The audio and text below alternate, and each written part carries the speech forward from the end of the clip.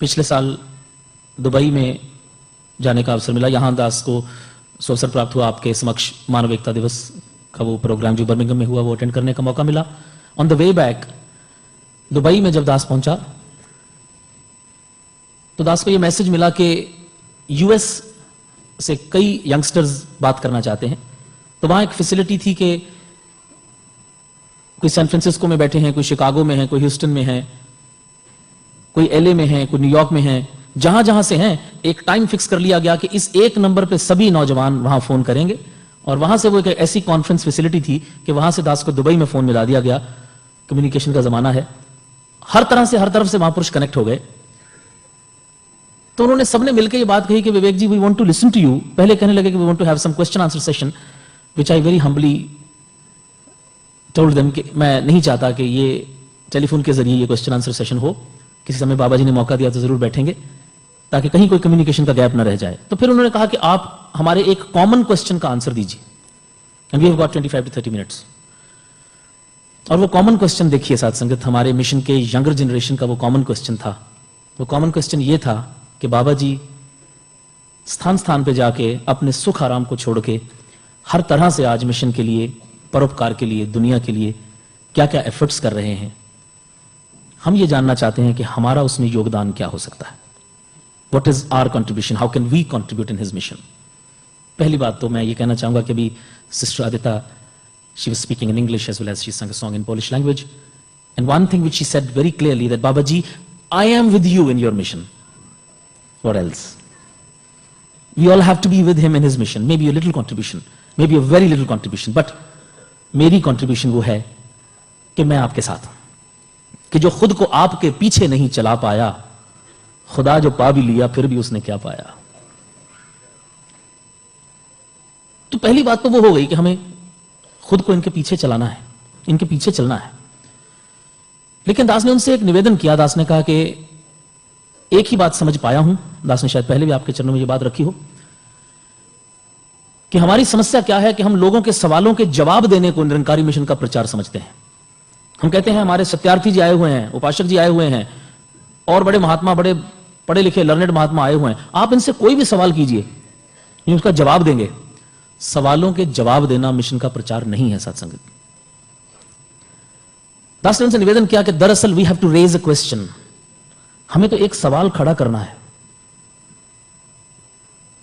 और दास ने कहा कि हिंदुस्तान की एक बहुत मशहूर एडवर्टाइजमेंट है, most award winning advertisement in India, और वो ये है कि उसकी साड़ी मेरी साड़ी से सफेद क्यों। एक सवाल खड़ा कर दिया। अब प्रचार तो सर्फ एक्सेल का है, किसी डिटर्जेंट का है, लेकिन डिटर्जेंट का जिक्र नहीं है। एक औरत ने एक सफेद साड़ी पहन के सिर्फ वहां से गुजर गई सामने से, और 10 औरतों के मन में सवाल खड़ा कर दिया कि इसकी साड़ी मेरी साड़ी से सफेद क्यों। प्रचार हो गया। जिस दिन मैं अपनी जिंदगी से, अपने जीवन से लोगों के दिलों में यह सवाल पैदा करने में कामयाब हो जाता हूं कि यह इंसान मुझसे अलग क्यों, तो जवाब तो एक ही है, because of my lord master.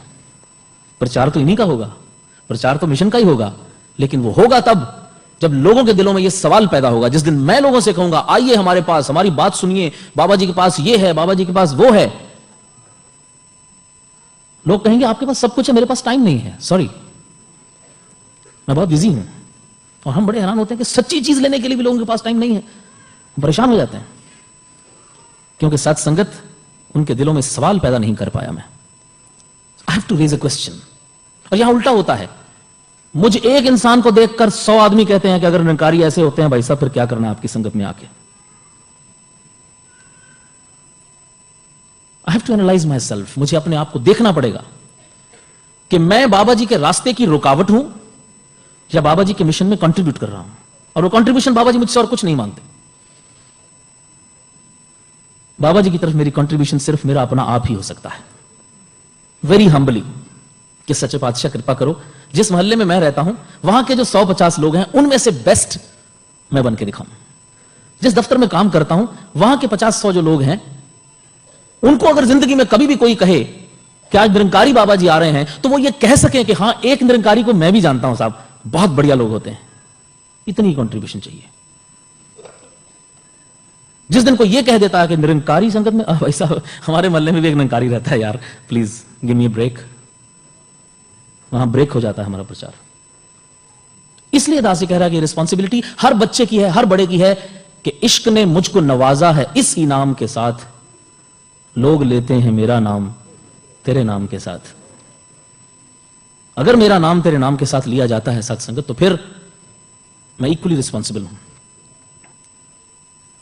आओ साथ संगत, बख्शिश करो, कृपा करो कि वो एक क्वेश्चन जो हमने रेज करना है, वो जो एक बात, उसके लिए ये सारी एफर्ट्स हो रही हैं। इनकी तरफ से तो हो ही रही हैं, उसमें तो कोई डाउट ही नहीं है, हम सभी जानते हैं।